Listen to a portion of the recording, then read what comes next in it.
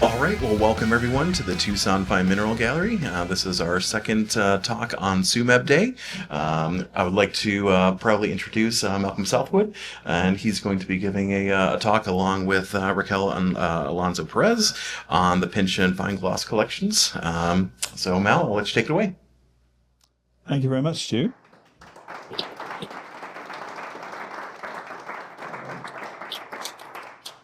Well, I hope that was for Stu, because you don't know what I'm going to say, yeah? Good afternoon, everybody.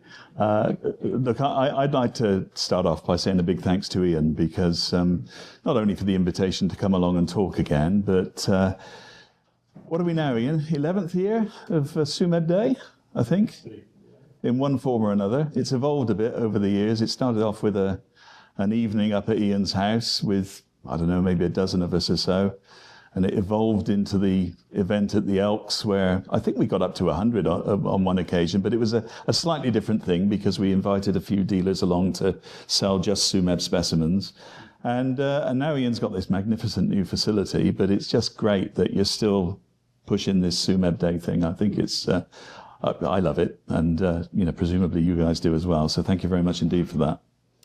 What I'm going to talk about this afternoon is perhaps a slightly different approach to what we heard this morning.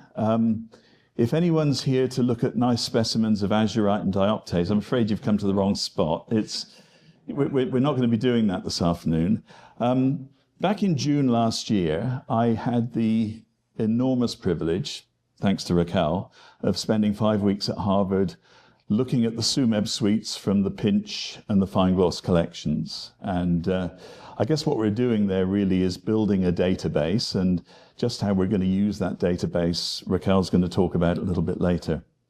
But it really was fascinating to go through the Finch and the Feinglos material because, as I say, we're not talking about Smithsonites and Anglesites here. We're talking really about some of the things that you just don't see anywhere else, some of the extremely rare minerals that occur at Tsumeb.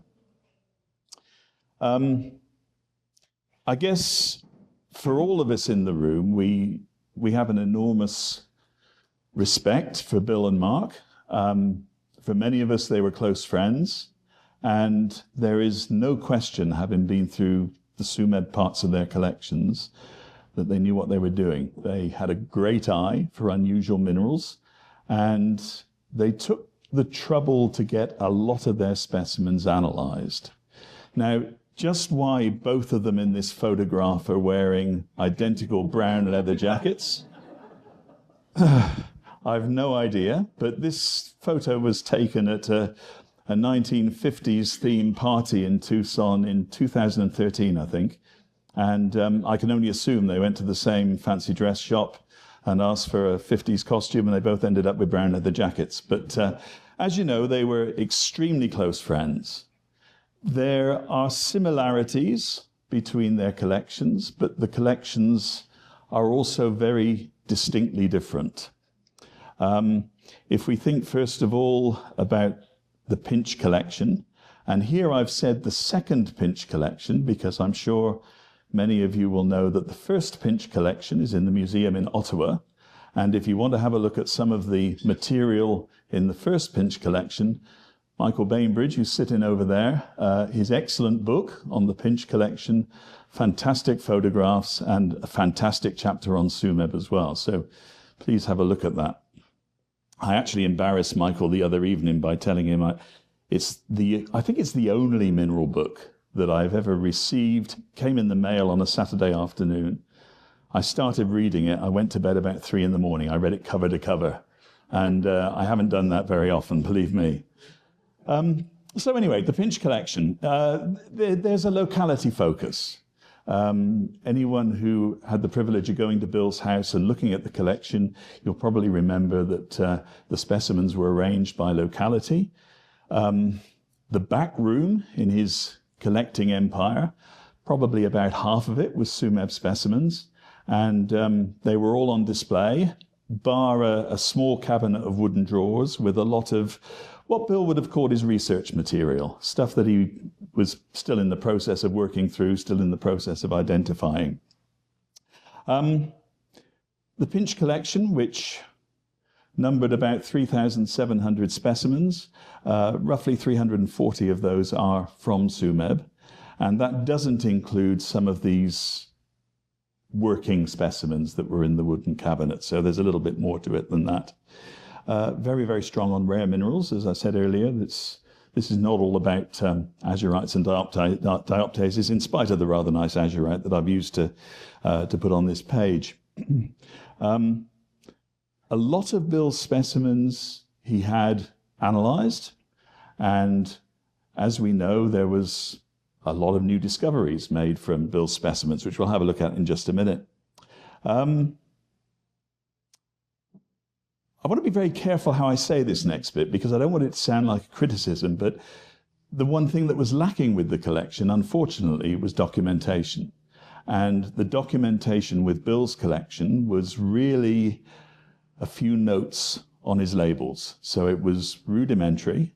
Fortunately, as we'll see in a few moments, he did preserve old labels. And that's a really good thing, because that's where a lot of the information value is from these specimens. If we move on to Mark's collection, completely different, much bigger collection, over 10,000 specimens, a similar number of Tsumeb, about 400 pieces, but this was a systematic collection. The focus was on rare species, and Mark had a lot of rare species. There's no question about that. Again, a high proportion of these specimens have been studied, and like with Bill's collection, new discoveries have been made from Mark's collection. But perhaps the main differentiating factor, as far as I was concerned when looking through this, was Mark had a very good card index. Every specimen has an index card. The index card has varying degrees of detail on it, but anything of importance was either typed on the front of the index card or handwritten on the back, and that is incredibly useful, of course. And behind each index card was the label history again, which also, as we'll see, is a very useful thing to have. Now, what makes these collections, or the Tsumeb suites of these collections, so important? Well, first of all, I'll address that one from the Harvard perspective, because Harvard has a great collection of Tsumeb material, there's no doubt about it. If you think about the Tsumeb mine, this is a cross-section of the mine, and I thought it was very appropriate just to use an image of the section that hung on the wall in Bill's mineral room, just above his microscope station. It's a section that was drawn originally by Kerry Sung at Tsumeb in the early 1960s, and when Tsumeb finished operating, it was still in the offices at Tsumeb, and eventually it made its way to Bill's collection. But it's a lovely old diagram. And the only reason I'm putting it here is that I want you to think about the depth of the ore body. So the surface obviously at the top, and when we get down to the very bottom, we're about 1,700 meters below surface. Well, the Harvard collection of a few years ago was fantastic with first oxidation zone minerals. And there were three major sources of those minerals. The first one was obtained in 1922 when Professor Charles Palache, who was running the Harvard Museum at that time, visited Tsumeb and not only collected underground, but bought a very, very large collection. The story goes that he was on the railway station on his way away from Tsumeb, and he was approached by someone with a horse and cart, and the cart had 22 crates of mineral specimens. Palache only had time to open one, liked what he saw, and as his biographical notes, which are still at Harvard, state, he said, "I bought it pick in a poke and hoped that it would be good when I got back to Harvard." Well, he wasn't disappointed. It was full of very, very good, but very, very small specimens, mostly miniatures and thumbnails, we'd call them today, but very good ones. And when I say very good ones, the famous azurite monograph that was written by Palache and Lewis in 1927 is based on the azurites from this collection.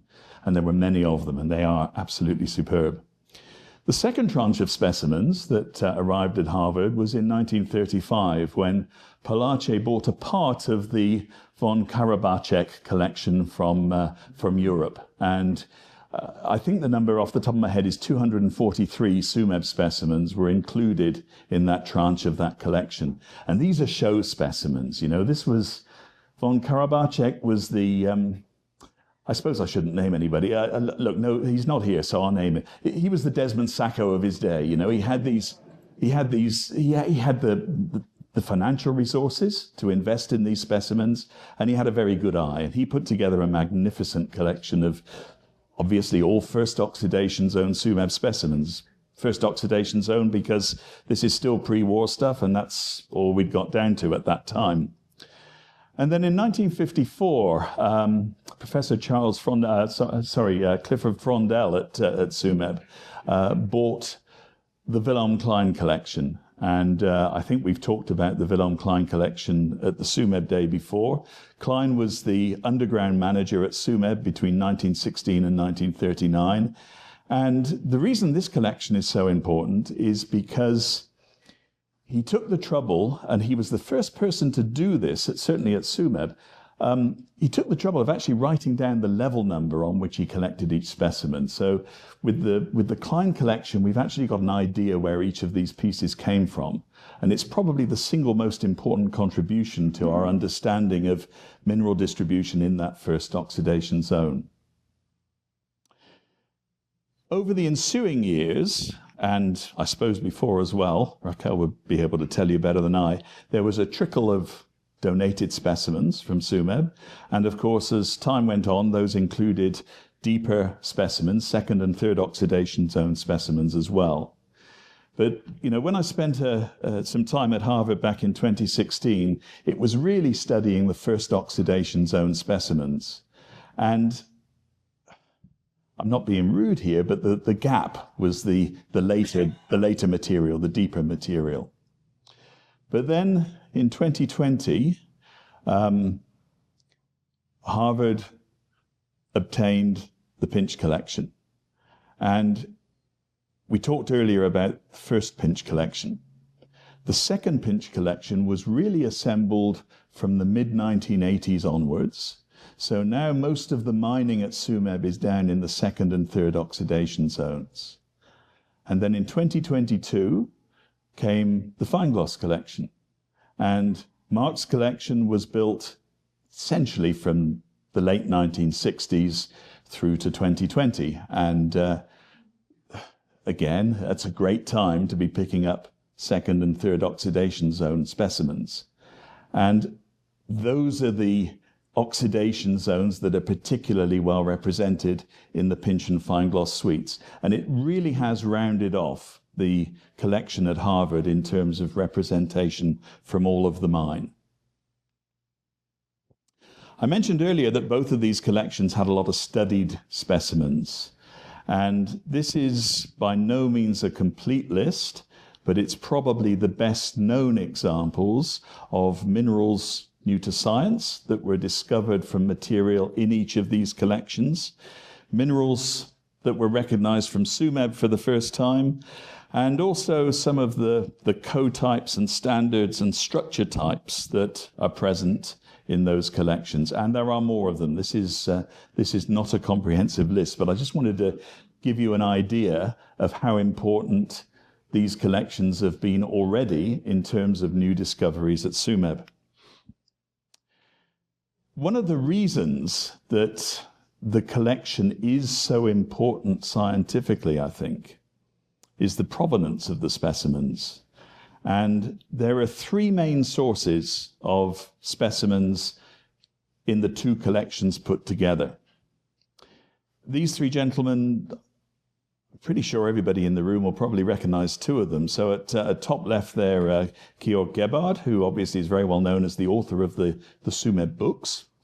At the bottom left, Charlie Key, who I would say is probably the premier dealer in Tsumeb minerals through the 1980s and 1990s.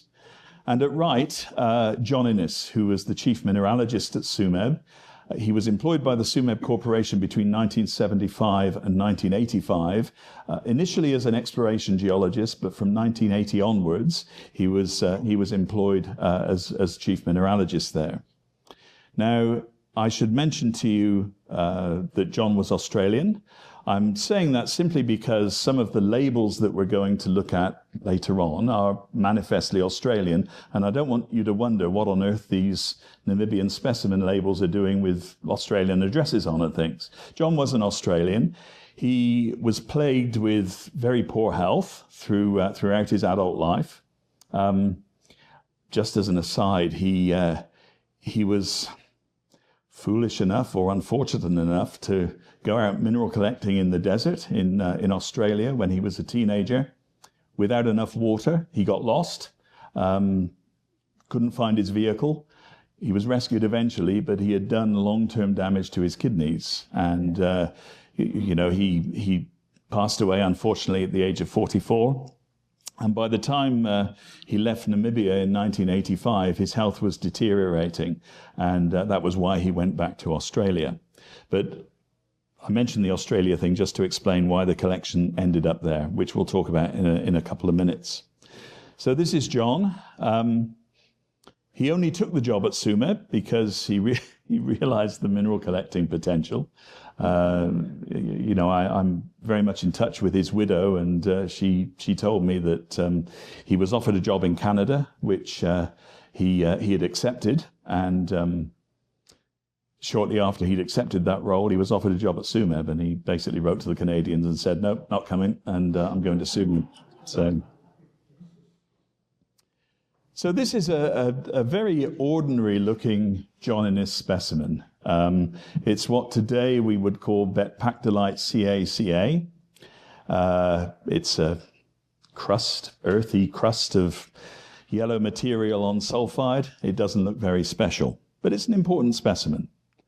Here's the provenance. Now, John was not particularly stylish with his labels. As you'll see through the rest of this talk, he picked up the nearest scrap of paper he could find in the geological office at Tsumeb, and he wrote on it. But look what he wrote here. Betpactolite, Tsumeb, 30 level East 9, 1907-81, I think it is. So we've got the date that he collected it. We know exactly where in the mine, the stope number, and we've got the level number. And that's valuable information. When John passed away, the bulk of his collection was purchased by an Australian collector called Blair Gartrell. The second label there is Blair Gartrell's label. When Blair Gartrell passed away just a year after obtaining the Innes collection, Rob Selecki bought the Gartrell collection, and Rob dispersed a lot of John Innes's Tsumeb material, and this particular piece clearly went to Bill Finch. Now, it gets even better because shortly before John Innes passed away, one of his colleagues rescued the collection, and this is a little bit of a long story that I'm not going to go into now, but rescued the collection where a lot of specimens were at risk of getting separated from their labels, and this colleague catalogued the Innes collection, and the colleague was Ernie Nicol, who is a very reputable mineralogist who was working with John in Perth at the time.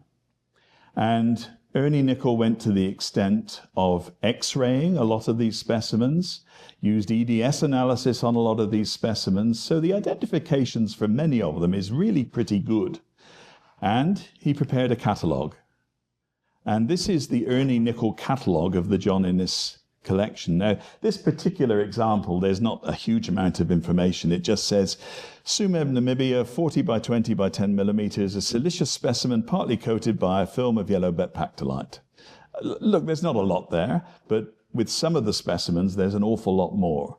So we've got not only the John Innes provenance and the label as to where this thing came from, but we've also got Ernie Nicol's description of the specimen as well in the catalogue.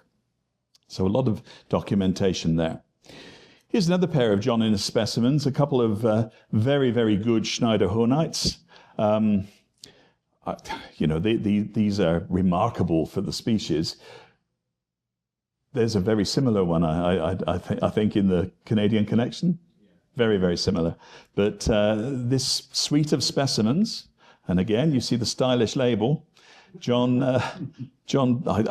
that an old bit of dot matrix printer paper? I don't know. I'm not sure what it is. But anyway, Schneiderhornite, 32 level, West 40, 20th of July, 1983. Just great information.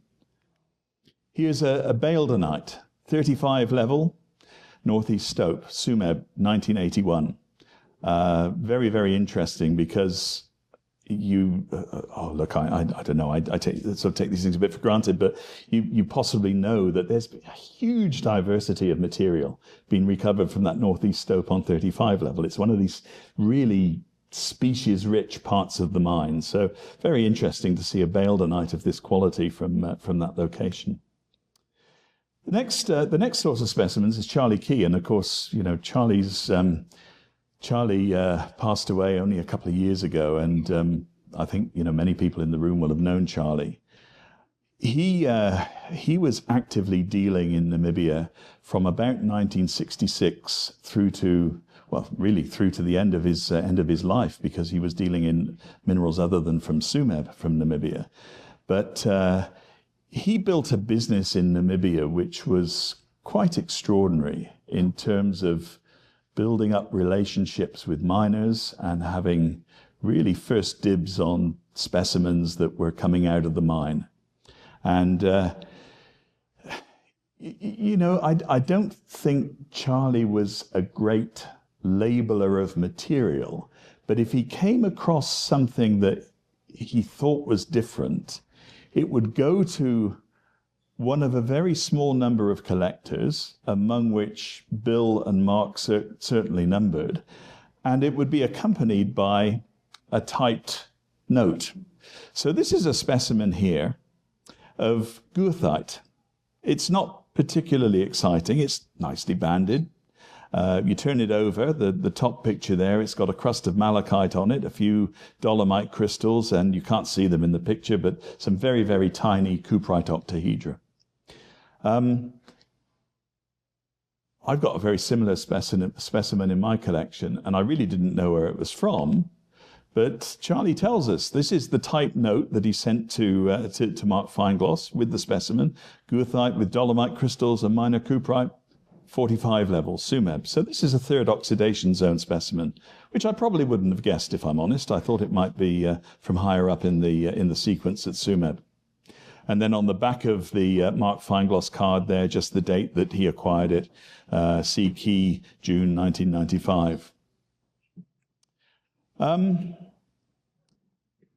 Round about the same time, Mark bought a suite of 5 specimens of chalcocite, also from deep in the third oxidation zone. And this is one of them.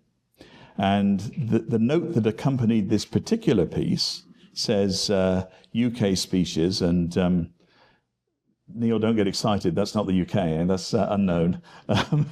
That's unknown species. One of only 3 extant specimens, as far as I know. Yellow prisms, striated, vitreous, terminated by pinacoids, with pyrite and quartz and chalcocite. Note the matrix seems to have a lot of germanite. Well, Mark sent this to Andy Roberts at the Geological Survey of Canada, and it was X-rayed as rutile. And rutile does occur at Tsumeb, detrital rutile in the feldspathic sandstone, which is detrital material that's fallen down into the karstic structure at Tsumeb.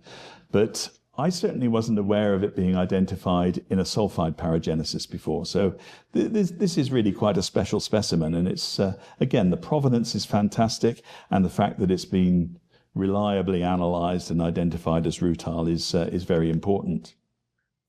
Here's another one. This is an interesting specimen. I'm sure there are people here. I used to have these conversations with Bill. Bill would talk about what he called his green jello from Tsumeb. And it's the unknown mineral, which Gebhard has designated a GS1 or GS2 tag to. The two, GS1 and GS2, analyze slightly different in terms of their chemical composition, but neither of them give an X-ray pattern. They are amorphous materials. Well, this is very interesting because according to the back of the Finch label, the grey material here actually gives an X-ray pattern of Keutsch. The green material is the green jello. It's got the composition, chemical composition of Keutsch, but there is no X-ray pattern. It is amorphous. Now, there is a large bag of this material at Harvard, which probably gives us an opportunity now to start looking into this stuff and really working out what it is. The interesting thing is that the green material, when you heat it up to 450 degrees centigrade and X-ray it, then you get your Keutsch pattern. So my sort of tentative thinking at this stage is it's probably a colloidal material, a gel, which when you warm it up, it actually falls into that crystal structure and we get that X-ray pattern. But certainly something that needs more work done on it. But great to have the information 4400 level, which is 44 level, and obviously the source there, a miner by the name of Ellis, in March 1993. Then we come to Georg Gebhard, and Georg Gebhard had absolutely astounding access to Tsumeb. He was well connected with the dealers in Tsumeb. He was well connected with the miners. He was well connected with the management, and he was able to get underground an awful lot in the 1980s and early 1990s, and he obtained some wonderful material. And the value of his labels really is that many of his specimens have a level number on them. So here we've got a paradamite, which a little bit of the little white needles on it as well of adamite, but 43 level, third oxidation zone material again. Here's a Hedifane, 46 level. This is interesting because as well as having remarkably good access to the mine, he had remarkably good access to the museums in Germany. And at a time, I guess, when it was possible to trade these things out of museums. This is an extraordinary specimen. If you look at Gebhard's book, it says that it was the only specimen known of cassiterite, which is one of only 2 uranium minerals known from Tsumeb. In actual fact, it's not the only specimen known, but it probably is the oldest specimen. This came from the Hamburg Museum. I won't speculate as to how it came from the Harvard Museum, but it ended up in Mark's collection. And I apologize for the photograph on the right-hand side there. I was learning to use this new photographic microscope at Harvard, and I didn't learn very well. So, but anyway, you can see the orange crystal there. There are about 10 crystals like that on this specimen of cassiterite. So again, something that you probably won't see anywhere else. So what can we learn from these collections? Well, I guess I've already given you a sense that we're going to see a lot of rarities and things that we don't see anywhere else. This is an extraordinary specimen. One of my favorite obscure minerals at Tsumeb is Wilhelmkleinite. And this is an amazing specimen of Wilhelmkleinite, that big sort of vaguely conical shaped spray of blackish green crystals in the vug at the top of the specimen is the Wilhelmkleinite. But when you zoom in a little bit closer, and this is going to be a case of the eye of the believer, I'm afraid, because it's fairly small, but right in the middle there where the arrow is, there are little pale blue sprays of crystals, and those are parasymplicite, and this is the first discovery of parasymplicite at Tsumeb, which was made on this specimen. Here's another extraordinary rarity that Georg Gebhard was able to get out of the Hamburg University, and this is a Cornwallite on quartz. Cornwallite was actually reported from Tsumeb by Mauker in 1908, and then never seen again for, how many years would it be? 1995, I think there was a paper published in Lapis which described this specimen, and I would say I am 98% confident of the Tsumeb provenance. I think there is still room for question.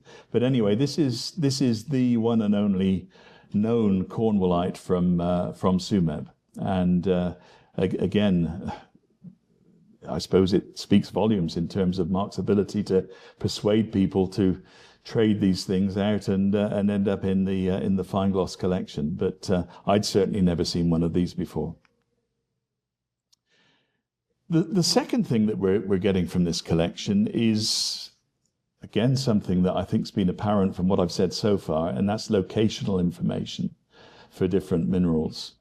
I've wanted for a long time to try and compile a thorough database of where different things come from in the mine. And, I've managed to pull together a reasonable amount of information, but I've probably doubled that information with looking at the material, the Klein material for the first oxidation zone, and then the Finch and Feinglos material for the second and third oxidation zones.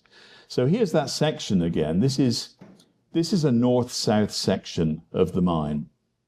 If we turn that through 90 degrees so that we've got an east-west section, the shape of the ore body projects a little bit like this. So you can see on the left there, this is De Wet shaft here, and this is another of the old shafts. This is the old Kegel shaft, the FW Kegel shaft. This is the ore body. The pinky orange color is the first oxidation zone, then the third oxidation zone, and then at the bottom, the second oxidation zone, and then the third oxidation zone at the bottom. And what we can do with this is just plot the stopes so that here, for example, we have a specimen of vanacerite. Now, vanacerite was described relatively recently. In fact, it is the most recently described new mineral from Tsumeb. It was described by Jochen Schluter and co-workers in 2015, but all they told us about where it came from was that it was a second oxidation zone specimen, and that it was formerly in the Dr. John in his collection. John didn't actually have a PhD, but he probably deserved one. This is John's old label with this specimen, mimetite plus mineral TQ. Now, mineral TQ was the working name assigned to Temetsicite, and the sort of bluey-green mineral you see there on the matrix is Temetsicite, which is a sumcorite group mineral, which hadn't been described at the time John collected this specimen. So mimetite and mineral TQ, mimetite question mark, notice. These crystals are tabular, and clearly John wasn't entirely convinced that they were mimetite, which was very insightful. Certainly tabular mimetites are known from various localities, but when, 30 years later, this was analyzed, it was found that the mimetite was partially substituted, the lead was partially substituted for cadmium, and this is essentially a cadmium substituted mimetite, but it is a distinct species. But the fact that John has told us here that, again, 35 level northeast, that same locality we saw earlier, and you can see that I've just put that stope on the, whoops, I didn't mean to press that then. There we are. There's the stope there just in yellow. So that's where the type material for vanacerite came from. That wasn't mentioned in the original description, but now we have this extra information, and we can verify that, which is very useful. This is part of the type material for jamesite. And when I say it's part of the type material,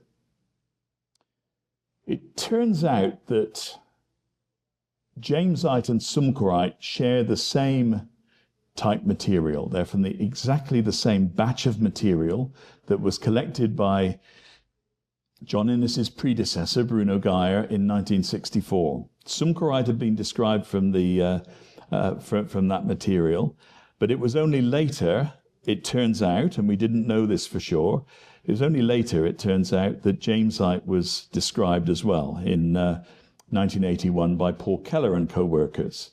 And all he told us was that it was from oxidized lead ore. But the specimen in the Feinglos collection was received directly from Paul Keller, and here's Keller's label. So 30, I hope there's no German speakers here, 30 Sol, I'm not sure about my pronunciation, but Sol is level, 30 level, East 49, which is exactly the type locality given from the Tsumeb. And going back and looking at the Tsumeb type specimen, which is also at Harvard, we see it's exactly the same paragenesis. So again, we can pop on the section here. This is where the type material for Tsumeb and Jamesite was discovered. So again, it's this sort of locational information which I think is really, really interesting. The next thing we've been thinking about with these collections is the paragenetic information that we can get from them. And when we finish here this afternoon, you might want to take a look at the top shelf in the cabinet here. Raquel has very kindly brought across, I don't know how many there are there, maybe about a dozen specimens from the so-called zinc pocket on 44 level in the third oxidation zone. Now, it was a small pocket. Charlie Key told me that he thought it was about 1 meter to 1.5 meters from what he'd been able to gather from the miners. There wasn't a huge amount of material came out of it, but good heavens, it's unusual stuff. It was discovered in August 1991. The specimens were passed by a miner to two mineral dealers in Tsumeb, who are both still in Tsumeb and both still dealing in minerals. I won't say their names, but they own the photographic shop on Main Street there. And Charlie Key bought from them what he believed to be essentially the whole pocket. He sold most of it on to Georg Gebhard, and retained a selection of specimens which he passed to Bill and Mark. And it is extraordinary mineralogy, but it's very, very rare that you get to see more than 1 or 2 specimens of this material. And in order to try and understand what's going on paragenetically, you really do need to see a lot more than 1 or 2 specimens. This is probably one of my favorite specimens from the pocket, and it's the one in the middle of the display there. It's sulfide, it's tennantite-rich sulfide, and on the sulfide you have pink smithsonite crystals. And then at the top of the specimen you have a very vivid yellow-orange legrandite. Here's another legrandite, but this time we have very pale green, almost colorless crystals of rhynorite on the legrandite. Here's another one. This one's paradamite with tiny needles of adamite growing in the interstices of the paradamite. This time we've got lateite with rhynorite growing on the lateite. And here, I put this one in and Ian's left the room, but here we've got an Ian brucite. The paler blue material at the very top of the specimen here is Ian brucite. The blue material here is possibly kutigite, and I'll come back to that in just a minute. But there we have a suite of zinc pocket specimens, and as you'll see over there, we've been able to study quite a lot more of them. And very provisionally put together a crystallization sequence for these things. And this is almost certainly wrong at the moment. We'd like to do a lot more work on this. But just look at this. This is very, very simple chemically. All of these minerals, with the one exception of johillerite, are zinc minerals. There's a carbonate there. There are arsenates there, but there are arsenites there as well. So the 2 green bars represent arsenite minerals. So what on earth was happening here? You know, we started off presumably with a high partial pressure of CO2 in the solution, and we were precipitating smithsonite. Then we start crystallizing legrandite, which is an arsenate. And then we have an interval where presumably the oxidation potential dropped for some reason, and we're producing minerals with arsenic-3 oxidation state, rhynorite and lateite. How does that happen? And then we're back to arsenates with arsenic-5. So absolutely fascinating to be able to see how complex the chemical evolution of the solution must have been, even though the chemical composition of the minerals involves very, very few elements. Look, there's a little bit of copper and magnesium and sodium in the johillerite, But apart from that, this is all about zinc. And that sort of makes me think that we're dealing with a closed pocket here. I don't think this is an open flow of fluid through a, ever-changing fluid through a porous part of the ore body. I think this is very similar, perhaps, to some of the rare mineral pockets that you find at Tiger, where you have a very closed environment. But very interesting, and I think you can see why it's quite exciting to be able to study this based on the Finch and Feinglos collection material. The next thing we can get from this, of course, is as we go through these specimens, the potential to find minerals that haven't been found at Tsumeb before is very real. And this is a specimen that interested me greatly. It's a hemimorphite. It's from 31 level East 9, which is one of the most complicated arsenate parageneses at Tsumeb. So just where these minerals fit in, I honestly don't know. But the INIS label tells us that this is hemimorphite, and I think we did about 6 X-rays from this specimen, and I was actually quite surprised initially to find that the big conical spray of material there is actually smithsonite. The material at the back of the specimen here is the hemimorphite, but then just in here, where the arrow is there now, we've got these little efflorescences of white crystals. They're actually lanarkite.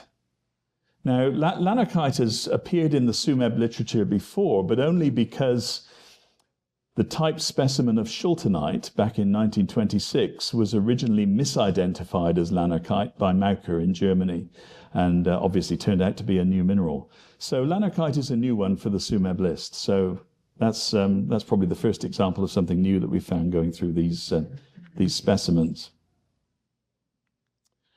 And then we come on to mineral chemistry. I'm not going to say too much about this, but we're starting to have a very serious look at some of the different groups of minerals at Tsumeb. And the first one that how many have we sampled, Raquel? About 60 specimens? 60 specimens with sumcorite group minerals on, and they've gone off for quantitative microprobe analysis. And, the sumcorite group is not all that well understood, I think. I think the potential for finding new compositions is very real. But also, if I'm really honest, I just want to know what these things are. And I don't think you can know that without analyzing them properly. There are 9 sumcorite group minerals reported from Tsumeb. One of them, I think, is dubious, the cobalt sumcorite. 6 of them, Tsumeb is the type locality. So this is the obvious suite to use to explore the sumcorite group a little bit further. And, we'll let you know the results when they start arriving. And when you start looking at chemistry in detail, sometimes you find out things that you don't want to know. But those of you who are familiar with Georg Gebhard's book will probably recognize this paragenesis. Brown crystals of what have been considered to be segnetite. The spearmint green crystals on top of oh dear, I'm very subjective green colors here, aren't we? If we look at, you can see just where the arrow is there's a nice little crystal of what is arsenic tsumebite, and then the lower luster, different green, is all duftite. Now, the duftite and the arsenic tsumebite we've verified a long time ago by X-ray diffraction. The segnetite is more problematic, and we've analyzed 3 specimens, including the specimen, these two, the Feinglos and the Finch specimen, and they are all chock full of sulfur. These are budantites, they're not segnetites. And I think on a micro scale, segnetite probably has been identified reliably at Tsumeb, but these things that everybody has been calling segnetite, in fact, unfortunately, they're budantite. And I say unfortunately because I bought one. But there we are. And then finally, minerals new to science. And this is another of John Innes's pactolite specimens. And you may be aware that back in, I think it was 2010, Tony Kampf and co-workers did a complete revision of the heteropolymolybdate family. That's a mouthful, isn't it? Bloody hell. but complete revision of the Betpactolite family. So we've always considered this to be a Betpactolite CaCa specimen. But Frank Keutsch has analyzed this material and found that the composition is actually very similar to a composition reported by the original description by Schmetzer and co-workers back in the early 1980s. And potentially that is a new mineral because the composition does not match either CaCa or CAMG or any of the other described Betpactolite family members. So again, watch this space, but I think very typical of the sort of thing that we'd hope to get out of these collections in the longer term. So what are we going to do with all this database information? And this is where I have the pleasure of handing over to Raquel. This is our new More Than Pet project, which has come along since probably Ian Bruce, starting back in the day, Tsumeb.com. And over the years, having Mal back at home, we started thinking about exactly what to do with that. And this is what is going to be TMN, which stands for Tsumeb Mine Notebook. It's actually missing another M in there because it should be Tsumeb Mine Malcom Notebook. Because in reality, what we are doing right now, and it's going to be hosted at Harvard, that's why fashharvard.edu, so it's going to be an open source website platform just for Tsumeb mineralogy. But this is obviously the 35, 40 years of work from Mal, but also for the whole community. I don't know if we got one slide. Okay, sorry, going back. So the website, we don't have a screenshot, but we presented that on Friday at the Harvard's gathering. We have already you can play around, but there are many things that we are still building. So we are building a website, a database for all the minerals that we have from Tsumeb, including data. There is a site which is geology, another site is history. And as I say, and I can talk more about, it's an open source. So if we're going to be adding images of specimens, it's going to be a rigorous website. So everything that is going to be in there is going to have a really well information about locality, any data that either we have done or any of the community have done. So the idea is to be that main repository of Tsumeb, like it used to be at Tsumeb.com. So moving forward, and we're looking forward to build that with all of you who are the knowledgeable people. So stay tuned. It's already on the works, and hopefully we have a full launch sometime before the summer. So look, I just wanted to put up the acknowledgement slide there because we've had obviously a lot of help with putting together slides and things and information. Those are the people who have contributed there, and I'd especially like to thank Paul Carr, who did most of the donkey work with the XRD work. So that's it. Look, if anyone's got any questions, Raquel will be happy to answer them. So.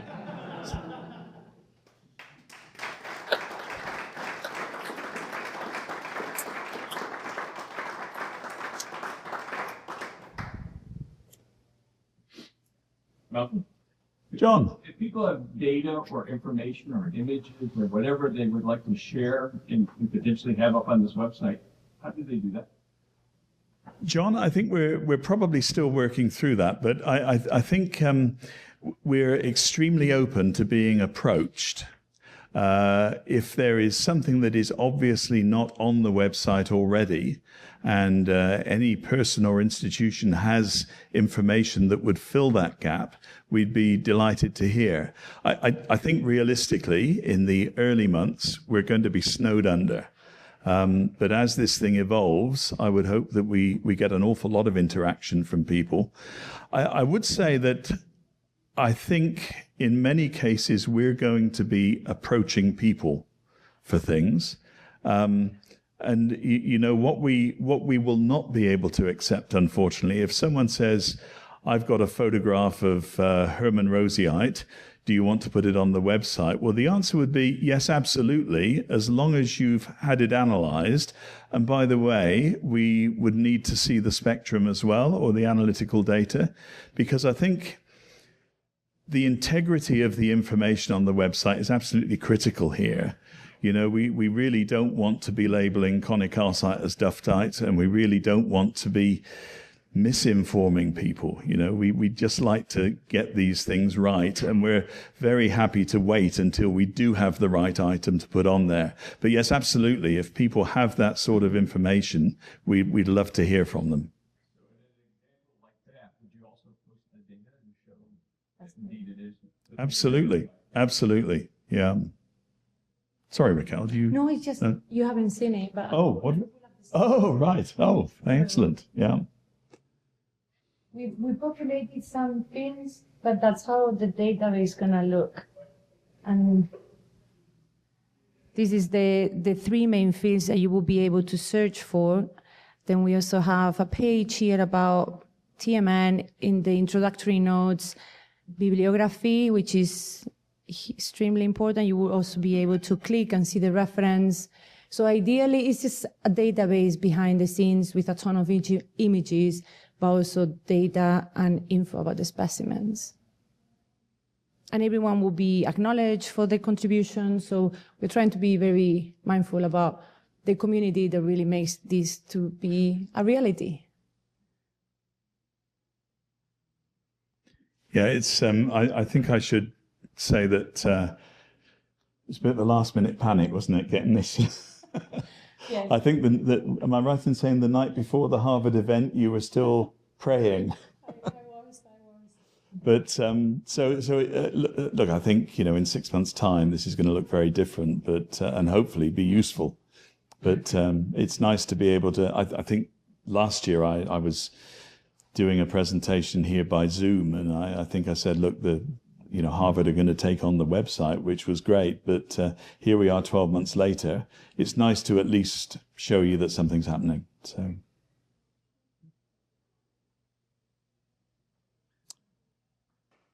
Thank you.